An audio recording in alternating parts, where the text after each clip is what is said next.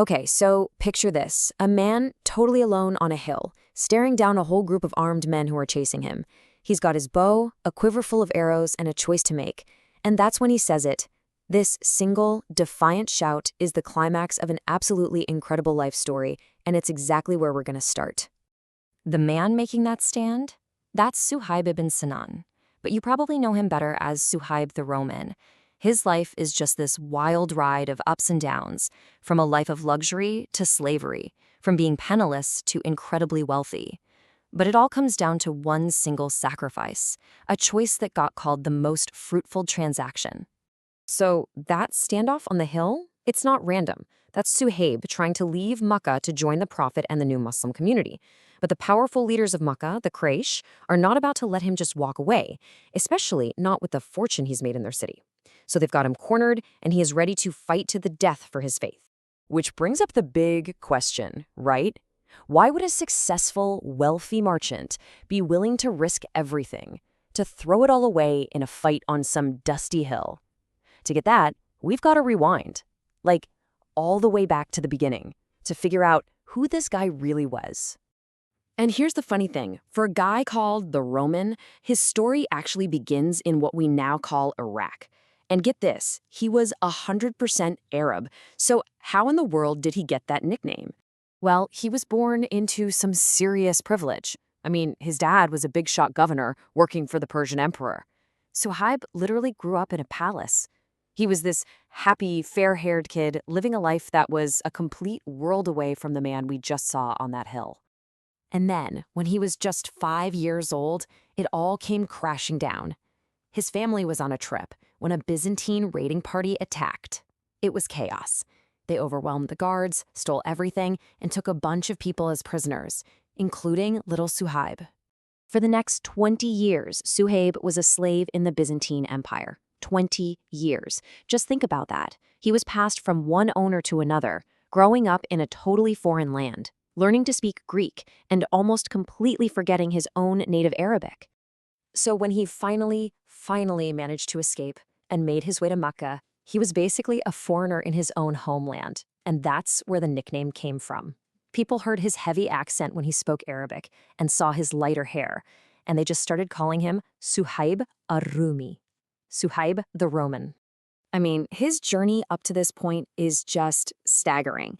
He went from a governor's son to a slave, and then, with sheer grit and smarts, he escaped and built himself up from nothing to become a rich merchant in Mecca. He had literally rebuilt his entire life. But just when he thought he'd finally made it, life was about to throw another massive curveball his way. There were whispers spreading through Mecca of a new message, one that would force him to choose all over again what was most important to him. He started hearing about this man, Muhammad, who was calling people to believe in one God, to be just, to do good. And it got him thinking. So he cautiously went to the house of al-Arqam, which was kind of a secret meeting spot for the earliest Muslims. And right at the door, he bumps into another curious guy, Ammar ibn Yasir. They kind of look at each other and decide, well, let's go in together. And what he heard inside? It just clicked. Instantly, he became one of the first people to accept Islam. But this decision put a huge target on his back. See, in Mecca, your tribe was your protection, and Suhayb didn't have one. He was the Roman, an outsider. So when the persecution of the new Muslims began, guys like him and Bilal and Ammar, they got the worst of it. And this brings us right back to where we started, that tense showdown on the hill.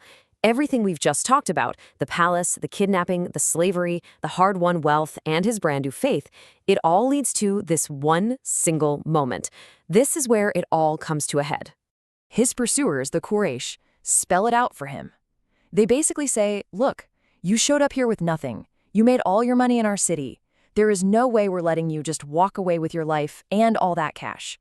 It was an ultimatum, plain and simple. And Suhayb's response is just amazing. With his bow still raised, he makes them an offer they can't believe.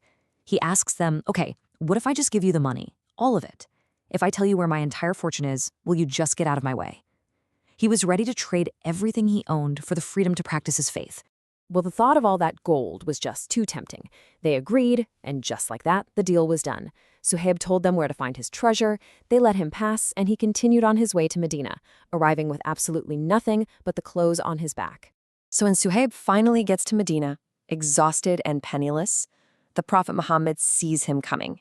And with this huge smile on his face, he greets him by saying, "Your transaction has been fruitful, O Abu Yahya. Your transaction has been fruitful." Suhayb was just stunned. How could he possibly know about the secret deal he had just made? He knew it must have been a revelation from God. This sacrifice was so significant that it was actually mentioned in the Quran. A verse was revealed that says, "And of the people is he who sells himself, seeking the pleasure of God." Suhayb had literally sold all his worldly possessions for his faith. He lost a fortune, but in the end he had made the most profitable trade imaginable. Now, you might think the story ends there, but that incredible sacrifice wasn't the end of his story. It was really just the beginning of his legacy. His unwavering character earned him a level of honor and trust in the community that was just off the charts. And he wasn't just some super serious, stoic guy either. He had a great sense of humor and a really close relationship with the Prophet.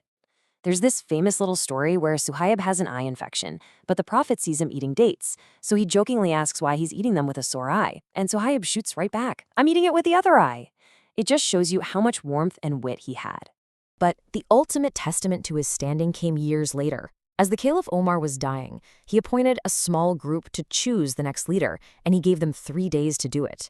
And in that critical time, the man he chose to lead the entire Muslim community, to lead them in prayer and be the interim leader, was Suhayb.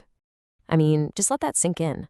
The boy who was kidnapped and sold into slavery, the man who was seen as an outsider, the Roman, rose to become the person entrusted to lead the whole community at one of its most vulnerable moments. His life is just this powerful proof of resilience, faith, and a society where your character mattered so much more than where you came from.